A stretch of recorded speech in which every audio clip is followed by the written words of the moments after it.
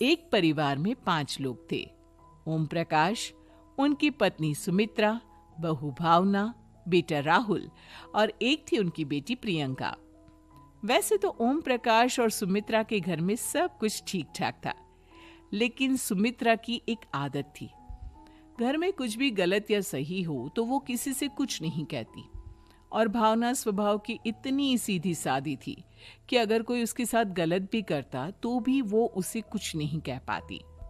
इसी के चलते प्रियंका और राहुल घर में मनमानी चलाते रहते, क्योंकि घर को संभालने वाली औरतें इस तरह से रहती थी जैसे वो गूंगी और अंधी हो।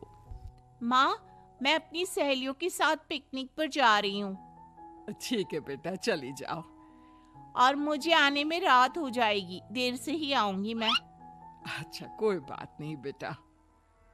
अरे भावना, तुमको एक बार में समझ में नहीं आता क्या? नाश्ते में फिर से पराठे बना के रख दिए।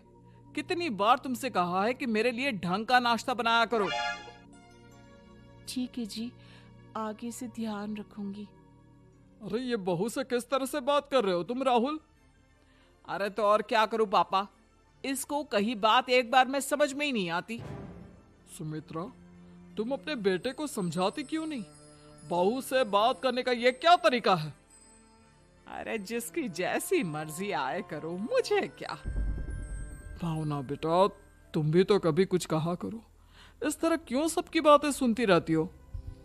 कोई बात नहीं पापा जी, सब ठीक है। रात को काफी देर तक प्रियंका घर नहीं आती और जब वापस लौट कर आती है तो एक लड़की के साथ बाइक पर बैठकर। सुमित्रा और भावना दोनों ही प्रियंका को लड़की के साथ देख लेते हैं। आज तो जोर से डांट पड़ने वाली है, लेकिन मैं डर क्यों रही हूँ? माँ तो सब कुछ देखकर भी अंधी बनी रहती है।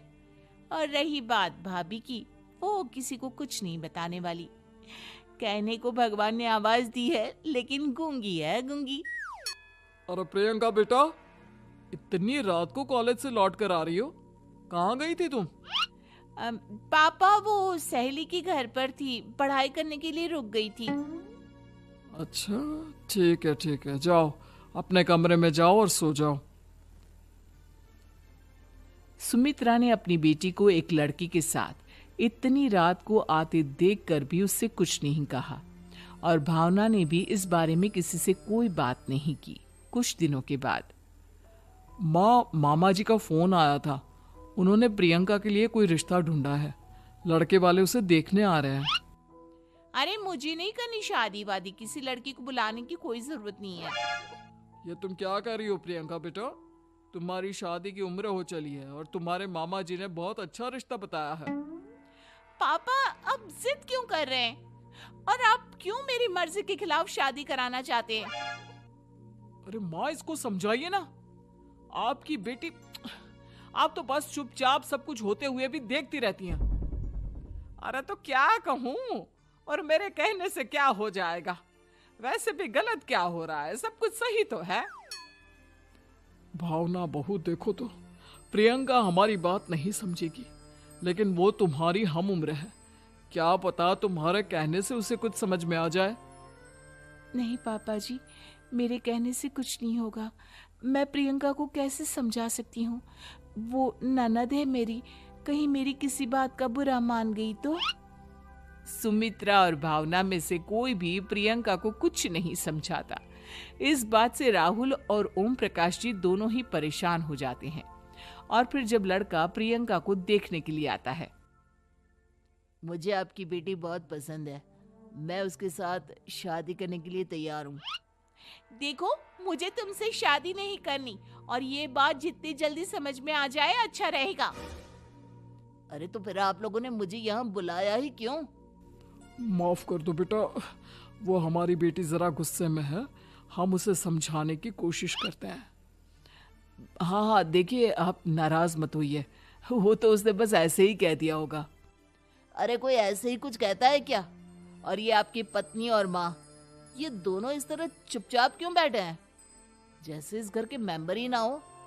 आपके घर में सब कुछ ठीक तो है ना? अरे सब कुछ ठीक है बेटा।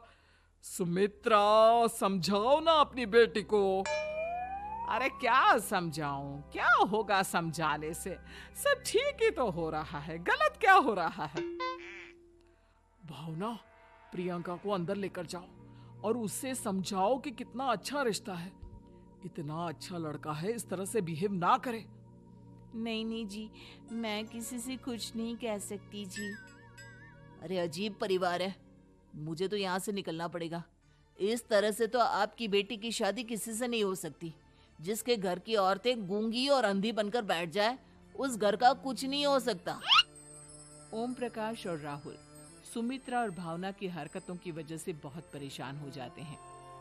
एक दिन वो दोनों आपस में बात करते हैं। पापा, समझ में नहीं आता कि भावना और माँ को कैसे समझाया जाए। सही कहते हो बेटा, तुम और मैं काम के सिलसिले में सारा दिन घर के बाहर रहते हैं और घर की दोनों औरतें जिन्हें सारा घर संभालना चाहिए, गूंगी और अंधी बनकर बैठी हैं। पापा, आप ही बताइए इसका क्या उपाय है? मेरी तो कुछ समझ में नहीं आता बेटा, लेकिन हमें कुछ तो करना पड़ेगा, क्योंकि इन सब की वजह से प्रियंका बहुत ज्यादा बिगड़ती जा रही है। तुमने देखा उसने किस तरह से बिहेव किया था। अरे लेकिन पापा, हम करेंगे क्या? हमें एक नाटक करना होगा। कुछ दिनों के लिए हम भी गूंगे और बहरे बन जाते हैं, उसके बाद इन दोनों औरतों को अकल आएगी। हाँ पापा, शायद आपकी बात ठीक है। हम दोनों हर बार बात को संभाल लेते हैं और इसी वजह से माँ और भावना कुछ भी करने की कोशिश ही नहीं करते। और फिर अगले दिन, भावना, नाश्ते में क्या बनाया है?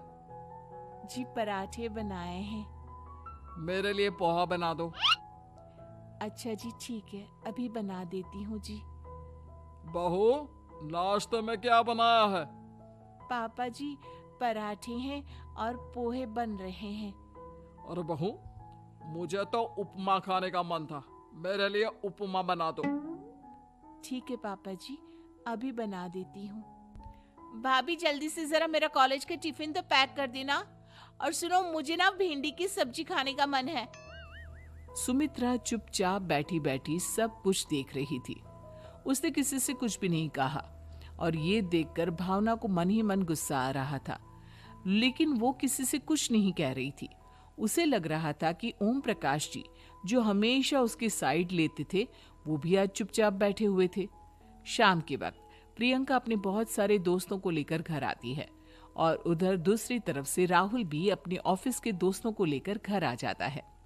प्रियंका अपने कमरे में तेज म्यूजिक चलाकर डांस करती है और राहुल अपने दोस्तों के साथ बैठकर जोर जोर से हंस रहा था।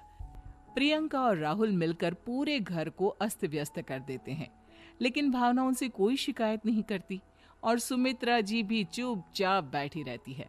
लेकिन भावना और सुमित्रा के अंदर का गुस्सा धीरे धीरे बढ़ रहा था। फिर रात को ओम प्रकाश और राहुल एक दूसरे से बातें करते हैं।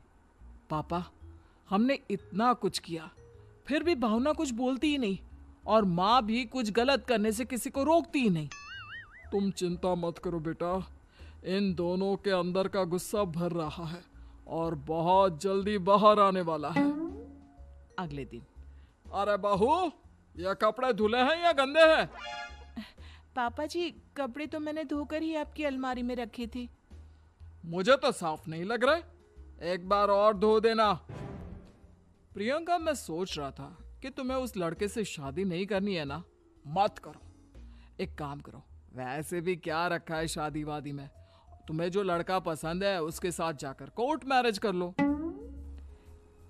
इस बार ओम प्रकाश और राहुल की बात सुनकर भावना और सुमित्रा के अंदर का गुस्सा जाग उठता है। मैं किसी से कुछ कहती नहीं जी, इसका मतलब ये है कि आप लोग मुझे परेशान करते ही रहेंगे। कल 4 बार मुझसे नाश्ता बनवाया, आज पापा जी मुझसे धुले हुए कपड़ों को बार बार धुलवा रहे हैं। अरे मैं इंसान हूँ जी, कोई मशीन नहीं हूँ। तुम दोनों ने मिलकर इस घर की कैसी हालत बना दी है और अपनी बहन को भागकर शादी करने के लिए कह रहे हो। तुम भाई हो या दुश्मन? ओम प्रकाश और राहुल जोर जोर से हंसने लगते हैं। अरे इसमें हंसने की क्या बात है? हम लोग यहाँ इतने परेशान हो रहे हैं जी, तुम लोगों को ऐसी हरकत करने के बाद भी हंसी आ रही है। ये क्या कर रहे हैं जी आप दोनों? यही तो हम चाहते थे कि सुमित्रा तुम अंधी होकर ना बैठी रहो। घर में कुछ भी गलत हो तो उसे रोकने की कोशिश करो। और भावना, तुम अपने साथ हो रहे गलत व्यवहार पर भी कभी मुंह नहीं खोलती। यह सही बात नहीं है। मैं चाहता था कि तुम्हारी भी जुबान खुले, तुम गलत बात का विरोध करो। गूंगी बहू और अंधी सास की ये जोड़ी इस घर में